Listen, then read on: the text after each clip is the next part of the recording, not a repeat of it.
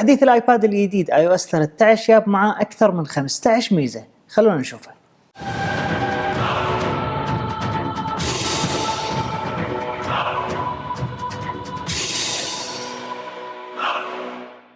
السلام عليكم ورحمة الله وبركاته. تحديث الايباد الجديد اللي اعلنت عنه شركة ابل في مؤتمر المطورين، اعلنت فيه عن نظام iOS 13 في نظام خاص للايباد يختلف اختلاف بسيط عن الايفون وفي مميزات مشتركة. فانا جبت لكم اهم المميزات اللي انا شفتها واضحة وشلون نشغلها شلون نتعامل معها. طبعا تحديث الايباد هذا اللي سووه قربوا الايباد وايد من مستوى استخدام الكمبيوتر، وايد اشياء من اللي انا توقعتها في السابق وتكلمت عنها بفيديوهاتي. تكلمت ان اليو اس بي تايب سي راح يفتحون فيه نظام الهارد ديسكات، الفلاشات، ممكن يوصلون مع الماوس، ممكن يسوون وايد اشياء من اللي انا توقعتها صارت في هذا التحديث. لكن يظل هذا التحديث الى الان تحديث مبدئي وراح يصير فيه تعديل عليه زيادة. خلونا نشوف مع الجهاز. هذا هو النظام مثل ما انتم شايفين بالصفحة الرئيسية صار عندك الاشعارات تطلع بهذا المكان نفسه كان اذا سحبت الشاشة من الاعلى نوتيفيكيشن سنتر. الاشعارات صارت موجودة بهذا المكان مع اقتراحات سيري، ومثل ما انتم شايفين احجام الايكونز مالت البرامج صارت اصغر. من اهم المميزات اللي الناس تنطرها من زمان على نظام الاي او اس النظام الليلي. النظام الليلي كان موجود بالنظام لكن مو بهالطريقة، الحين صار أسود أكثر من قبل بحيث أن هني البكسلات اللي موجودة هني كلها طافية، وهذا الشيء راح يوفر عليك بطارية. وعشان تشغل النظام الليلي راح تروح على ديسبلاي اند برايتنس اللي هو الشاشة والسطوع، راح تلاقيها فوق أول شيء. تقدر تخلي لايت النظام العادي أو تخلي دارك النظام الليلي، أو تقدر تخلي أوتوماتيك بحيث أنه بالليل يتحول إلى النظام الأسود والصبح يتحول إلى النظام الأبيض. طبعا استخدام النظام الليلي راح يوفر عليك بالبطارية، فالأفضل أنك تشغل النظام الليلي باستمرار. عندنا هني تطبيق Find My، وهو عبارة عن تطبيقين دمجوهم مع بعض. التطبيق الأول اللي هو Friends والتطبيق الثاني Find My iPhone. من هذا التطبيق راح تعرف أماكن أجهزتك على الخريطة بهالطريقة، ومن هني راح تقدر تشغل صوت من الجهاز أو أنك تضغط على دايركشنز راح يوصلك إلى مكان الجهاز على الخريطة. ومارك از لوست راح يقفل الجهاز، وإيريس ذيس ديفايس راح يمسح لك الجهاز بحيث إذا انسرق منك راح تقدر تمسحه من هذا المكان. عندنا تطبيق تي في أضافوه هني، ولكن للحين مو مشغلين الميزات اللي موجودة داخل، ولكن صار التطبيق موجود هني بحيث انه راح يكون في عندهم خدمة اشتراك. من هني راح تقدر تطالع المسلسلات اللي تنتجها شركة ابل بنفسها، وتصير بهالطريقة منافسة لشركات الانتاج مثل نتفليكس وغيرها. إذا دخلنا على الاب ستور راح تلاقي تحت في تصنيف جديد اللي هو الاركيد، اللي هو اشتراكات الالعاب اللي راح يفتحونها يسمحون فيها هالسنة. راح تكون العاب قوية باشتراك شهري. الاشتراك الشهري هذا راح يخليك تلعب اي عدد مفتوح من الالعاب اللي راح تنزل في هذا المجال بروحه. عندنا هني تطبيق سفاري اضافوا فيه قائمة جديدة اللي هي موجودة هني اللي هي قائمة الداونلودز. من هني راح تقدر تحمل اي شيء من موقع سفاري وراح ينزل على الجهاز نفسه.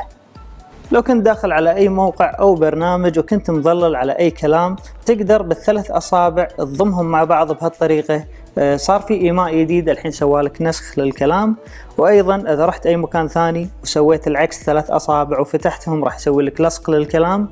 إذا ضغطت بثلاث أصابع رحت لليسار راح يسوي لك تراجع أندو. إذا ضغطت بثلاث أصابع رحت لليمين راح يسوي لك ردو، يرد لك التراجع اللي أنت سويته. لو كنت مشغل أي موقع بالسابق كنت تقدر تسوي هذه الطريقة وراح يشغل لك برنامج النوتس. مثل ما تشوفون النوتس شغال والسفاري شغال.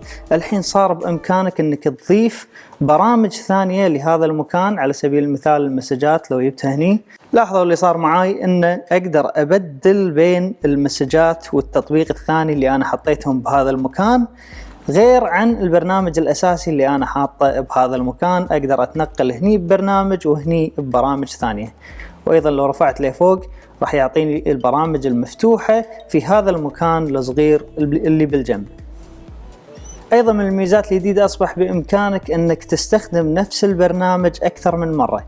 فهذا برنامج النوتس استخدمته مرتين بحيث اني اقدر انسخ الكلام من نوتة اوديها الى نوتة ثانية. بهذه الطريقة راح يسمح لي اني انسخ الكلام من مكان لمكان ثاني. ممكن بقية البرامج بالمستقبل تدعمها مثل الوورد، لو كنت بتبطل بحث مطول بهذا المكان وتبي تسوي لك ملخص بالثاني، فانت تشتغل على نفس البرنامج لكن بملفين مختلفين عن بعض.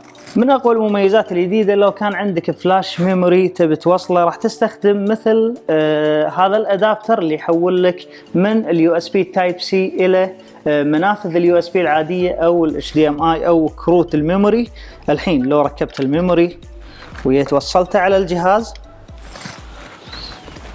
راح تقدر تستخدم برنامج فايلز العادي اللي موجود بالجهاز، وراح يتعرف على الفلاش، وراح تشوف الملفات اللي موجودة داخل الفلاش، وتقدر تشغل هذه الملفات حسب البرامج اللي انت تستخدمها بالجهاز. اذا كانت عندك برامج تشغل الملفات اللي موجودة هني. لكن مع الاسف اذا كنت مثلا داخل الوورد ما تقدر تحفظ دايركت على الفلاش، راح تحفظ داخل برنامج فايلز، ومن برنامج فايلز تنسخ عليه. ولكن لاحظت ان في بعض الاشياء تقدر تسويها. مثلا لو جينا هني وكتبنا ايباد برو ودخلنا على مكان الصور، بامكاني اشغل الملفات بهذا المكان. هذا هو مكان الفلاش، واقدر اسحب اي صورة واحفظها داخل الفلاش. مثل ما انتم شايفين نزل لي الصورة داخل الفلاش بشكل مباشر. وايضا بما ان سفاري الحين يقدر ينزل لك اي شيء، فانت تقدر تنزل فيديوهات او صوتيات او اي شيء تبيه وتحطه على الفلاش بدون ما تستخدم الكمبيوتر. ولو كان عندك هارد ديسك بالاساس يستخدم اليو اس بي تايب سي، راح تقدر توصل اليو اس بي تايب سي دايركت على الايباد. الهارد ديسك اللي موجود عندي هني هو 1 تيرا، وجربت 2 تيرا ايضا يشتغل عادي. لو دخلت على فايلز راح تلاقي ان الهارد ديسك يطلع بهذا المكان، وراح تشوف الملفات اللي موجودة داخل الهارد ديسك وتقدر تشتغل عليها من هذا المكان. من الاشياء الجديدة اللي انضافت انك اذا دخلت على برنامج الصور صار في تعديل لطريقة عرض الصور. ولكن من اهم الاشياء اللي شفتها موجودة هني ان الفيديو تقدر تعدل الوانه واضاءته من داخل برنامج الصور بدون ما تدخل على اي برنامج تعديل. بألبوم الصور نفسه تقدر تعدل على الاضاءة والسطوع والتباين والالوان، تقدر تعدلها كلها. لما تخلص تعطيه دن وخلاص انت سويت التعديلات على الفيديو من داخل برنامج الصور بدون ما تستخدم اي برامج اضافية.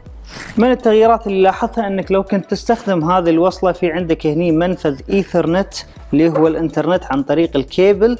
لو جيت وصلت هذه القطعة على الايباد وجيت دخلت على السيتنجز، راح تلاقي اضافة الايثرنت من هني، راح تقدر تشبك من خلال الكيبل. من أقوى المميزات الجديدة أنك إذا كنت تستخدم ماوس بلوتوث، بشرط أنه ما يكون الماوس الخاص بشركة مايكروسوفت أو ما يكون الخاص التابع لأبل. أتوقع أنه راح يدعمونه بالمستقبل. ممكن تستخدم أي ماوس يكون في وصلة اليو اس بي، وممكن تستخدم أي ماوس يكون في وصلة البلوتوث. كل اللي عليك تسويه أنك تروح على السيتنجز، بعدين تنزل تحت على accessibility إمكانية وصول ذوي الاحتياج الخاص، بعدين تروح على تاتش. من التاتش تشغل الاسيستيف تاتش، لازم هذه تكون شغالة، وبعدها راح تلقى الماوس شغال على شاشة الايباد.